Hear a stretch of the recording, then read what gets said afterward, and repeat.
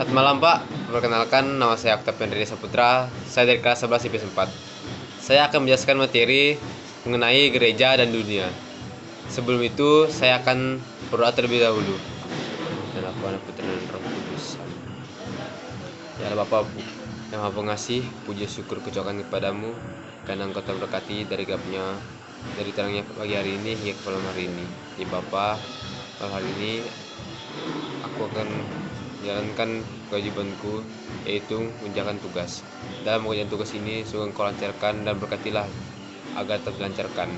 Ya Bapa, berkati juga selama malam hingga tidur nanti, agar saat tidur nanti bisa dijauhi dari hal-hal yang tidak diinginkan dan bisa bangun besok paginya dengan keadaan sehat dan selamat.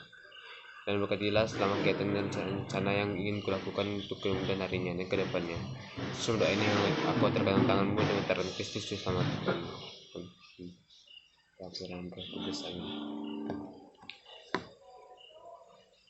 Konsili Vatikan II sungguh telah memperbarui gereja dan hubungan dengan dunia.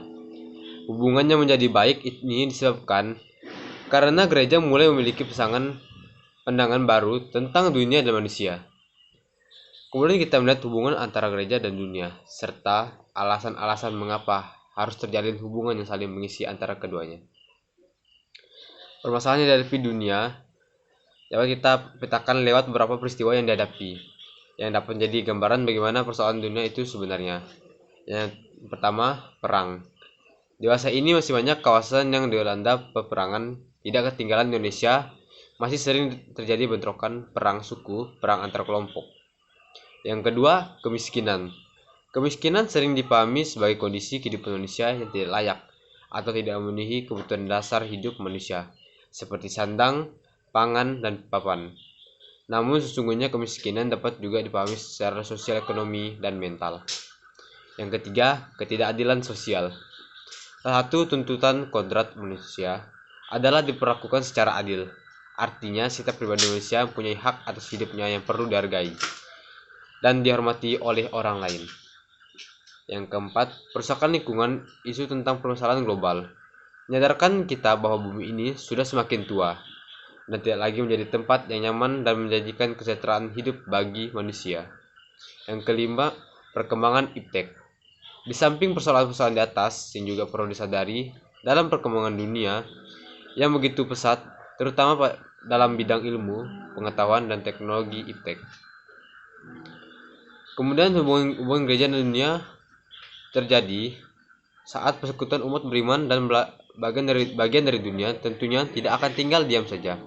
Sikap dasar gereja dalam hubungan dengan dunia bermula dari suatu pemikiran Paus Yohanes 23 yang melahirkan Konsili Vatikan II, yang menghasilkan dokumen-dokumen penting yang mewarnai tonggakan sejarah gereja dalam kehidupannya di dunia. Salah satu dokumen yang dihasilkan oleh Konsili Vatikan II adalah Gaudium et Spes, kegembiraan dan harapan dengan Konsili Vatikan II. Gereja membuka dirinya terhadap dunia luar, di mana selama ini gereja tertutup terhadap dunia luar lewat Konsili Vatikan II. Gereja sungguh telah berlari diri dalam hubungannya dengan dunia. Hubungan yang lebih baik ini disebabkan karena gereja mulai memiliki pandangan baru tentang dunia dan seisinya. Pandangan baru tentang dunia dan manusia. Pada masa lalu dunia sering kali dipandang negatif sebagai dunia berdosa, sehingga terdapat gagasan bahwa dunia tidak berharga, berbahaya, jahat, dan tidak termasuk lingkup keselamatan manusia. Jikalau orang yang mengasihi dunia, maka kasih akan Bapa ada di dalam orang itu. Sebab semua yang ada di dalam dunia, yaitu keinginan daging dan keinginan mata, serta keangkuhan hidup, bukanlah berasal dari Bapa, melainkan dari dunia. 1 Yohanes bab 2 ayat 15-16. Kita tahu bahwa kita berasal dari Allah, dan seluruh dunia berada di bawah kuasa si jahat. Bab 1 Yohanes bab 5 ayat 19. Janganlah menjadi serupa dengan dunia.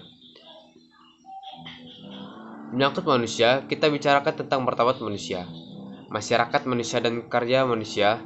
Sejak dahulu, gereja sudah selalu mengajarkan bahwa manusia mempunyai martabat yang luhur, karena manusia diciptakan menurut citra Allah dan dipanggil untuk manusiakan dan mengembangkan diri menyerupai Kristus, di mana citra Allah tampak secara utuh. Usaha dan karya manusia merupakan perkembangan dunia di segala bidang. Memang dikehendaki Tuhan dan manusia dipilih untuk menjadi rekan kerja Tuhan dan melaksanakan perkembangan dunia.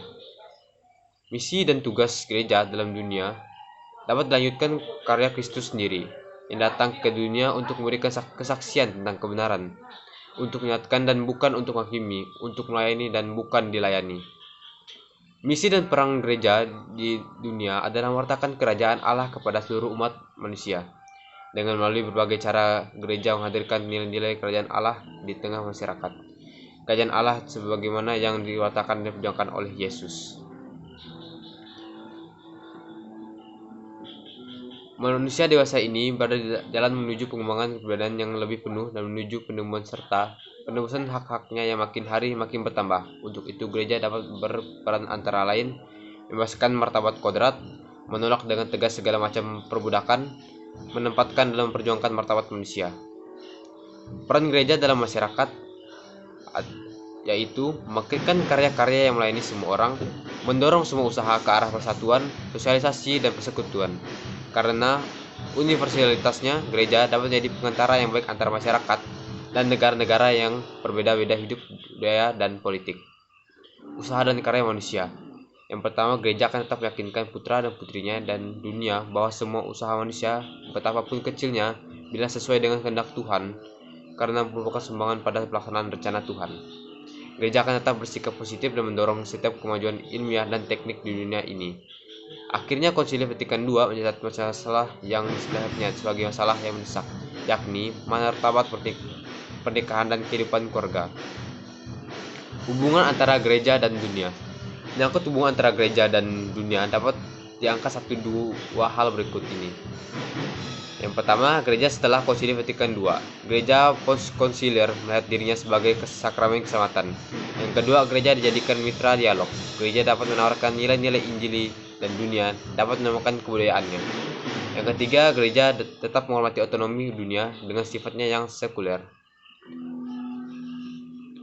Sekian materi yang saya sampaikan kepada Bapak.